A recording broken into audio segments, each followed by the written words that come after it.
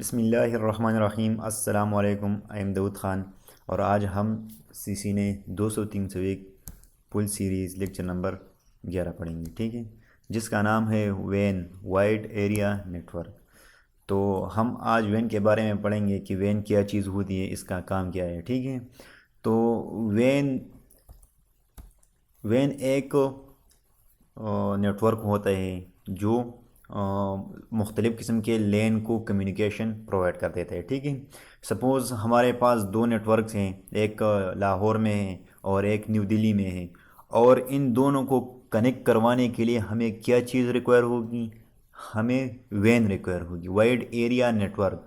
अगर वैन ना हो तो ये इन दोनों का कम्युनिकेशन पॉसिबल नहीं होगा।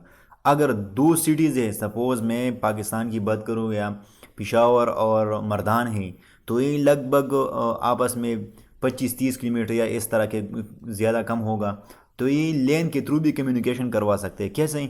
हम एंटीना लगाएंगे, हम इस तरह वायरलेस कम्युनिकेशन जो 100 किलोमीटर तक काम करता है, तो इसी के थ्रू हम कम्युनिकेशन करवाएंगे। लेकिन अगर एक ब्रांच सपोज़ पाकिस्तान में हो और दूसरा इंडिया में हो या अमेरिका में हो, तो इन दोनों के बीच में कम्युनिकेशन कौन प्रोवाइड कर देगा?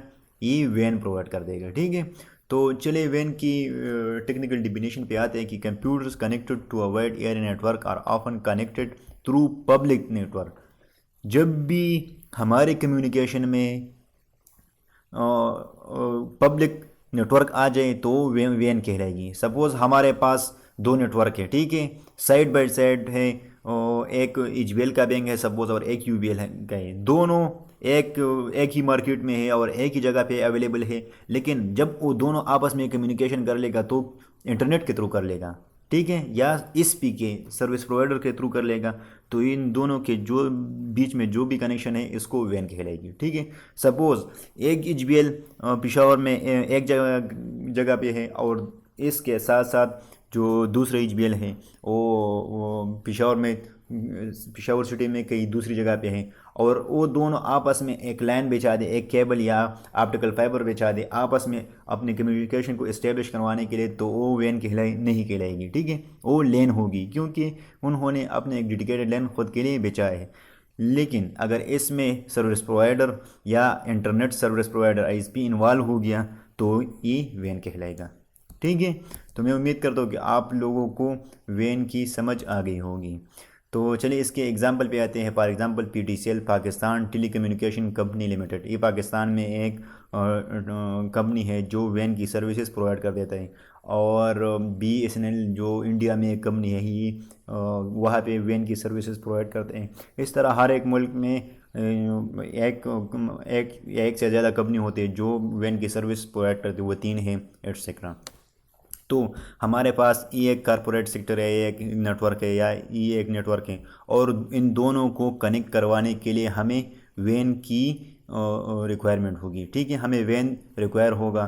तो वैन ई कैसे काम करते हैं और किस टेक्नोलॉजी पे काम करते हैं बाद में हम डिस्कस कर लेंगे। लेकिन इसके लिए हमें कस्टमर एज डिवाइस, यहाँ पे एक लेन में और दूसरे लेन में भी कस्टमर एज, या एक ही ऑर्गेनाइजेशन में कस्टमर एज एक साइड पे और दूसरे साइड भी कस्टमर एज राउटर या डिवाइस रिक्वायर होगा आपस में कम्युनिकेशन करवाने के लिए, ठीक है। तो चलिए इसके टेक्नोलॉजीज़ पे आते हैं कि कौन कौन से टेक्नोलॉजीज वैन में काम करती है।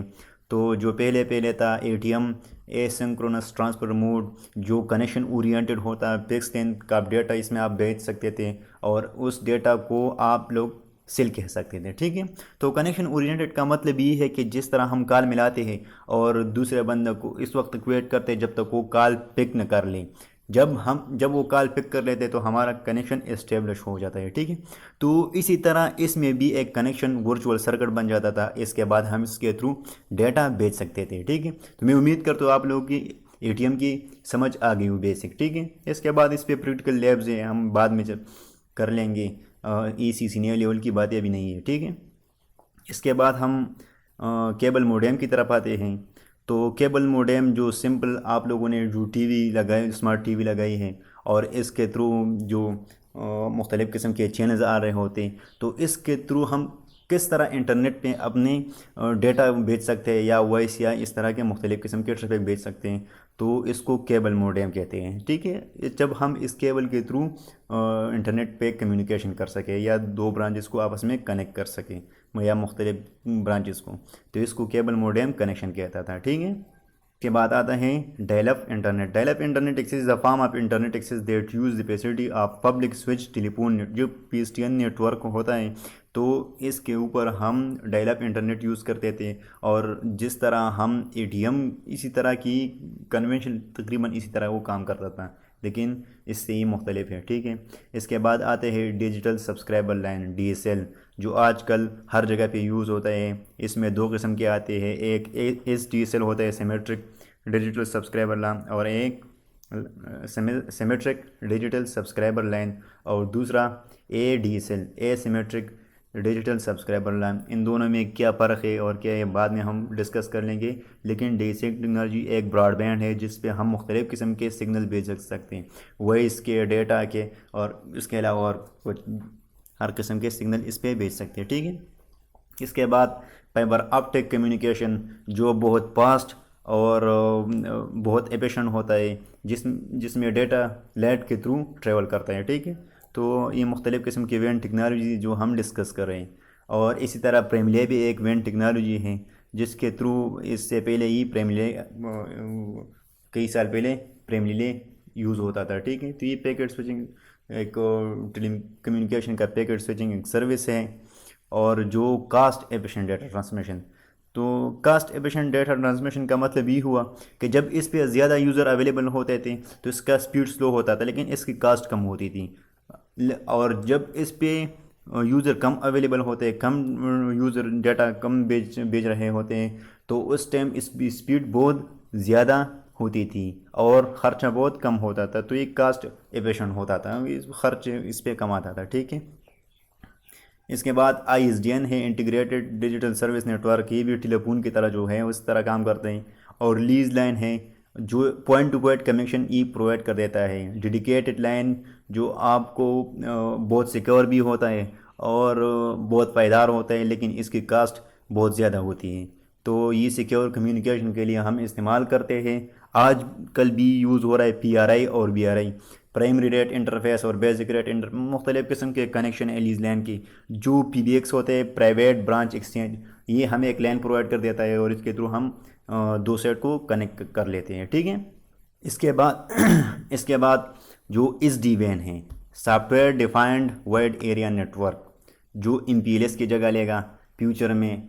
आजकल इस पे काम हो रहा है। ठीक है, जिस तरह हम एक ही सिस्टम पे मुख्तलिफ़ किस्म के ऑपरेटिंग सिस्टम इंस्टॉल कर लेते हैं, और एक ही सिस्टम पे एट अ टाइम हम 3 to 4 ऑपरेटिंग सिस्टम रन कर सकते हैं, तो इस तरह हमने जब नेटवर्किंग या डेटा सेंटर या वैन में जब वर्चुअलाइजेशन अप्लाई करते हैं, तो इसको software defined wide area network कहेंगे। ठीक है, तो ये भी अभी इस पे काम हो रहा है, ये फ्यूचर इसका है। ठीक है, इससे पहले SDN था, लेकिन सॉफ्टवेयर डिफाइंड नेटवर्किंग इसी का एक कंसेप्ट है, SDWAN, software defined wide area network. और इस तरह MPLS भी है, multi protocol level switching, synchronous optical networking, SONET, जो मैंने फाइबर ऑप्टिक, EGFAN और गीगाबिट पैसिव ऑप्टिकल नेटवर्क, और इस तरह मुख्तलिफ़ किस्म के ऑप्टिकल फाइबर्स का नेटवर्क हैं।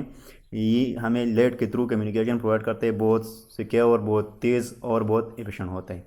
और इसी तरह एक वैन टेक्नोलॉजी X.25 है, जो मुख्तलिफ़ किस्म के टेक्नोलॉजी हमें ये वैन में हम ये मुख्तलिफ़ किस्म की टेक्नोलॉजी यूज़ करके कम्युनिकेशन इस्टेब्लिश करवाते हैं। ठीक है, तो सबसे ज़्यादा जो सिक्योर है आजकल MPLS सिक्योर भी है, रिलायबल भी है, फ्लेक्सिबल सोल्यूशन पर नेशन वाइड वैन सिक्योरिटी, नेशन वाइड मुल्क भर में ही एक सिक्योर और रिलायबल कम्युनिकेशन करवाते हैं।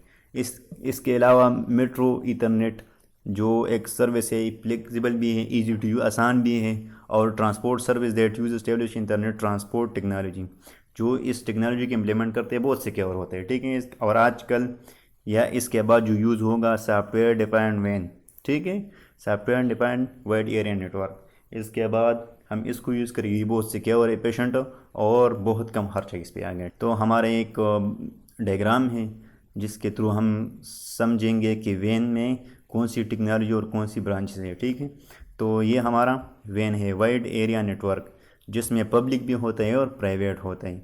हम इसको बनाने के लिए पब्लिक और प्राइवेट दोनों का इस्तेमाल कर सकते हैं।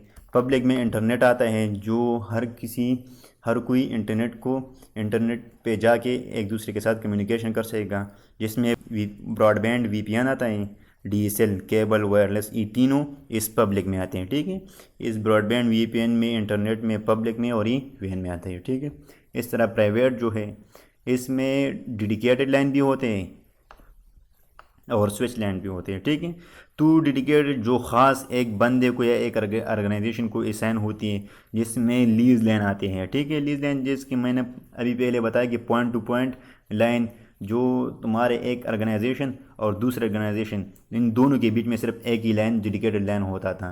तो इसकी जो टेक्नोलॉजी है T1E1 और T3E3, एक अमेरिकन एक ब्रिटिश स्टैंडर्ड है। ठीक है, इसके बाद स्विच में सर्किट स्विचिंग है, पैकेट स्विचिंग है, और इसके बाद एक और भी आए हैं सॉफ्ट स्विचिंग। ठीक है, जो वर्चुअलाइजेशन जिस तरह हमने अभी डिस्कस किया कि इस जीवन है, तो सॉफ्ट स्विचिंग भी इसका एडवांस वर्जन है, जो इस तरह वर्चुअलाइज्ड एक किस्म का वर्चुअलाइज होता है। ठीक है, तो पैकेट स्विचिंग में मेट्रो ईथरनेट, इम्पीरियलाइज, प्राइम रिले, ईटीएम आता है, और सर्किट स्विच में पीएसटीएन और आईएसडीएन।